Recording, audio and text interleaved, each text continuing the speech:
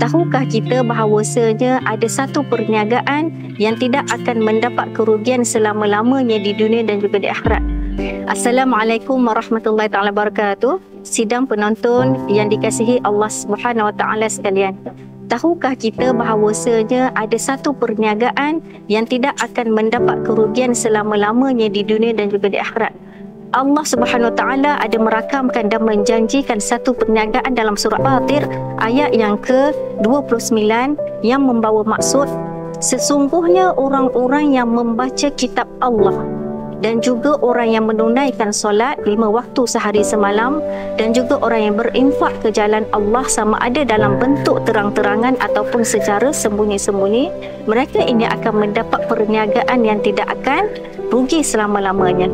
Jadi sidang penonton sekalian, inginkah kita mendapat kelebihan ini, mendapat keuntungan di dunia ini serta di akhirat?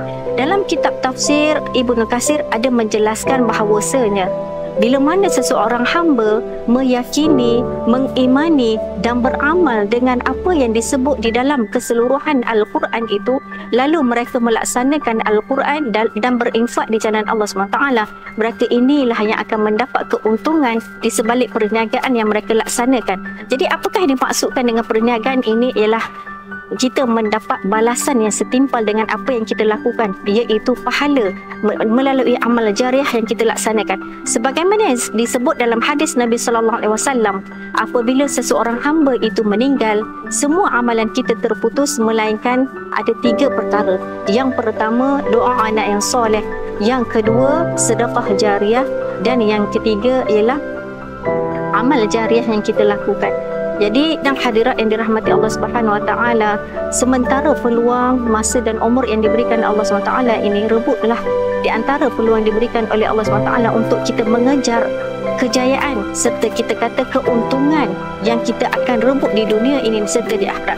Jadi yang penonton sekalian, di antara kelebihan ataupun kita kata kebahagiaan yang kita perlu minta daripada Allah Subhanahu wa taala, dan di antara tanda-tanda kebahagiaan orang beriman ialah ketenangan.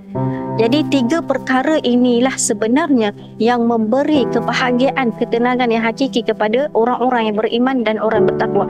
Kenapa? Kerana ketika mana kita baca Al-Quran, Allah menjanjikan iaitu asyifa. Al-Quran, ayat-ayat Al-Quran ini merupakan syifa, iaitu penyembuh penyakit dalaman dan luaran. Bila mana kita berduka cita, bila mana kita dalam keadaan kesusahan, kita kembali kepada Allah dengan kita membaca ayat Al-Quran, lalu dia menenangkan jiwa kita dan terlalu banyak kelebihan berkaitan dengan Al-Quran.